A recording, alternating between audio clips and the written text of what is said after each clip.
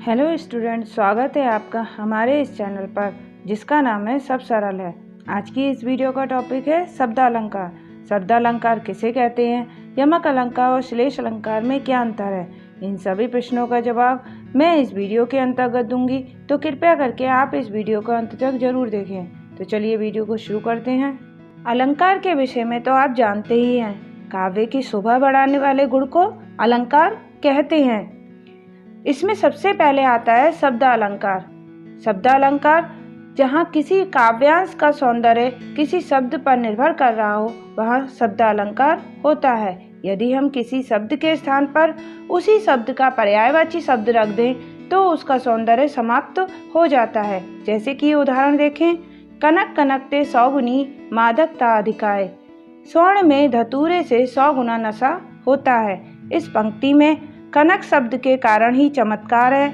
यदि दूसरी बार कनक के स्थान पर उसका पर्यायवाची धतूरा रख दें तो सारा आकर्षण ही समाप्त हो जाएगा। इस प्रकार के शब्द प्रयोग ही शब्दालंकार कहलाते हैं। शब्दालंकार के भेद। शब्दालंकार के अंतर्गत आने वाले कुछ प्रमुख अलंकार निम्नलिखित हैं। सबसे पहले अनुप्रास अलंकार, यमक अलंकार और फिर श्लेष अलंकार। शब्दालंकार के कुछ प्रमुख भेद में सबसे पहले आता है अनुप्रास अलंकार। अनुप्रास का अर्थ है बार बार आना। यदि किसी काव्यांश में एक ही वर्ण की आवृत्ति एक से अधिक बार होती है तो वहाँ अनुप्रास अलंकार होता है। जैसे कि उदाहरण देखें, तरनी तनुजा तट तमाल तरुबर बहु छाए। इस पंक्ति में ता वर्ण की आवृत्ति 5 बार हुई है, अतः यह अनुप्रास अलंकार है। ये दूसरा उदाहरण देखें, चारों चंद्र की चंचल किरणें खेल रही हैं जल थल में। स्वच्छ चांदनी बिछी हुई है अवनी और अंबर तल में। इस दूसरे उदाहरण में किस वर्ण की आवृत्ति बार बार हो रही है, आप मुझे कमेंट सेक्शन में लिखकर जरूर बताएं। इसका अगला भेद है यमक अलंकार। यमक का अर्थ है 2।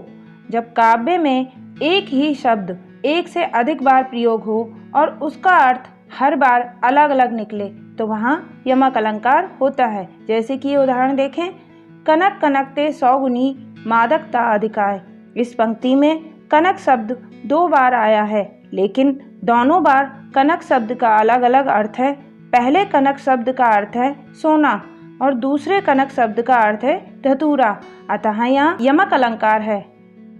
दूसरा उदाहरण देखिए, काली घटा का घमंड घटा। इस उदाहरण में पहले जो घटा शब्द है उसका अर्थ है काले बादल और दूसरे जो घटा शब्द है उसका अर्थ है कम होना। इसी प्रकार तीसरा उदाहरण देखिए, माला फेरत जुग भया मिटा न मन का फेर, कर का मन का डारी दे मन का फेर। इस तीसरे उदाहरण में किस शब्द के कारण यहाँ यमक अलंकार है, ये आप मुझे कमेंट सेक्शन में लिखकर जरूर बताएं। इसके बाद आता है श्लेष अलंकार। श्लेष का अर्थ है चिपका हुआ। किसी काव्य पंक्ति में प्रयुक्त शब्द के जब एक से अधिक अर्थ हों वहाँ श्लेष अलंकार होता है। जैसे कि उदाहरण देखें, जो रहीम गति दीप की कुल कपूत गति सोए, बारे उजियारो करे बड़े अंधेरा होए। इस उदाहरण में रहीम जी ने दोहे के माध्यम से दीपक और कुपुत्र के चरित्र को एक जैसा दर्शाने की कोशिश की है। रहीम जी कहते हैं कि शुरू में दोनों ही उजाला करते हैं, लेकिन बढ़ने पर अंधेरा हो जाता है। इसमें बड़े शब्द से 2 अलग अर्थ निकल रहे हैं। दीपक के संदर्भ में बढ़ने का मतलब है बुझ जाना, जिससे अंधेरा हो जाता है। कुपुत्र के संदर्भ में बढ़ने से मतलब है बड़ा हो जाना, अतः यहाँ एक शब्द के अनेक अर्थ चिपके होने पर यहाँ श्लेष अलंकार है। दूसरा उदाहरण देखें, गरीब के नसीब में कहाँ है सोना। इसमें जो सोना शब्द है, पहला अर्थ है उसका नींद लेना और दूसरा अर्थ है स्वर्ण अर्थात धन दौलत। यमक और श्लेष अलंकार में अंतर। यमक अलंकार में एक शब्द एक से अधिक बार आता है, लेकिन उस शब्द का अर्थ हर बार भिन्न होता है। जबकि श्लेष अलंकार में शब्द एक ही बार आता है, लेकिन उस शब्द के अर्थ एक से अधिक होते हैं। जैसे कि आप ये उदाहरण देखें, काली घटा का घमंड घटा। ये यमक अलंकार का उदाहरण है। इसमें जो घटा शब्द है वो 2 बार आया है। पहली बार घटा का अर्थ है काले बादल और दूसरी बार घटा शब्द का अर्थ है कम होना।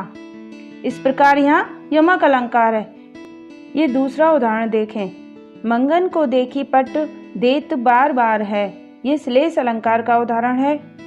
इसमें पट शब्द का प्रयोग एक बार हुआ है, लेकिन पट शब्द के अनेक अर्थ हैं। पहला अर्थ है वस्त्र और दूसरा अर्थ है दरवाजा, अतः यहाँ श्लेष अलंकार है।